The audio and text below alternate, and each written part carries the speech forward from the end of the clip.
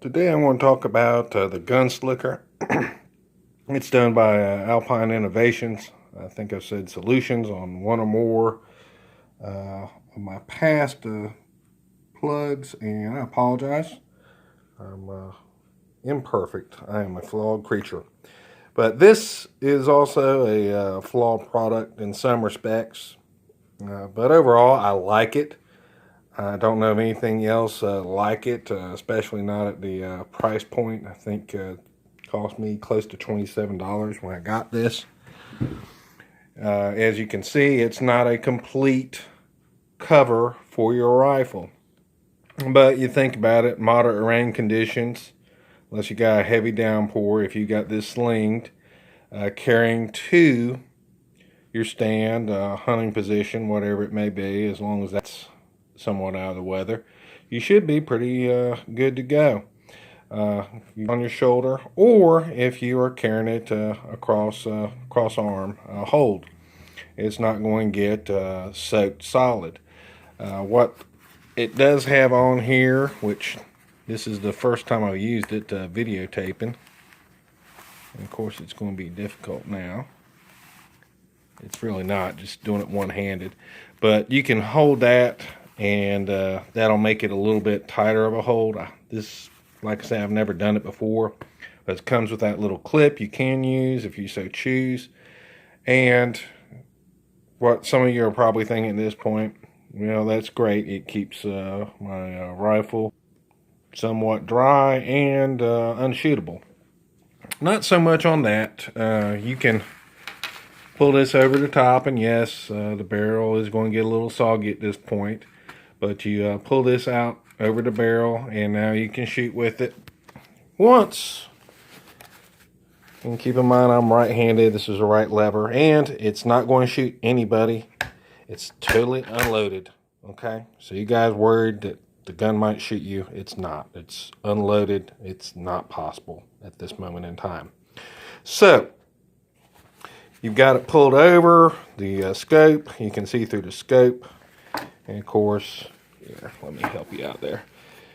And of course, you might have to pull it down a little bit past the scope as well. But I've done this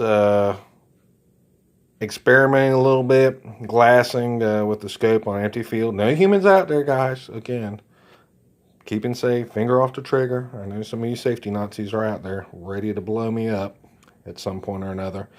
But I've also managed to harvest 2 deer just with the cover like this.